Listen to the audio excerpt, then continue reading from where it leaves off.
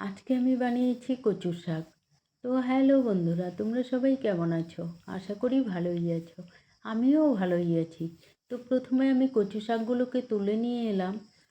তারপর এগুলোকে ভালোভাবে ধুয়ে নিলাম। ধুয়ে নিয়ে কুচি কুচি করে কেটে নিয়েছি। তারপর ওভেনের উপর কড়াইটা বসিয়ে দিলাম। বসিয়ে দিয়ে কচু শাকগুলোকে কড়াইয়ের মধ্যে দিয়ে দিলাম। আর দিয়ে দিলাম কিছুটা পরিমাণে নুন আর কিছুটা পরিমাণে জল দিয়ে বেশ কিছুক্ষণ সময় ধরে ঢাকা দিয়ে রান্না করে নিলাম, যতক্ষণ না কচু শাক থেকে জলটা শুকিয়ে যাচ্ছে।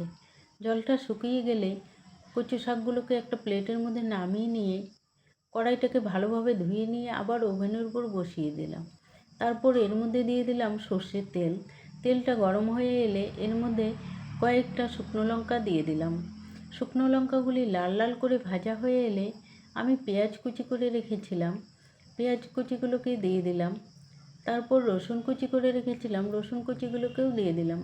আর কয়েকটা কাঁচা লঙ্কাকে মাঝখান থেকে চিড়ে দিয়ে দিলাম। দিয়ে এর মধ্যে পরিমাণ মতো নুন আর পরিমাণ মতো হলুদ দিয়ে দিলাম।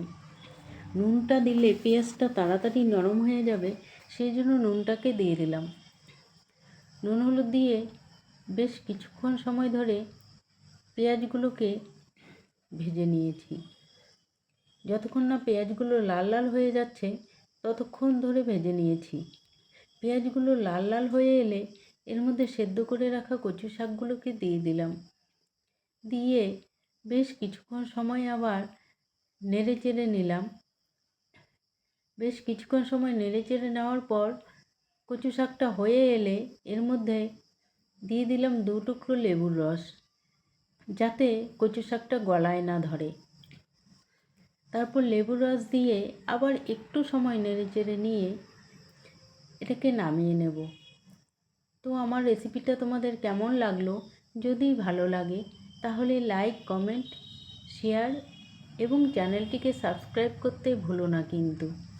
দেখো কচু শাকটা দেখতে কত সুন্দর হয়েছে, খেতেও কিন্তু দারুণ হয়েছিল। কচু শাক হলে তো এমনিতেই এক থালা ভাত খেয়ে নেওয়া যায়। তো পরের দিন দেখা হবে অন্য কোনো ভিডিও নিয়ে।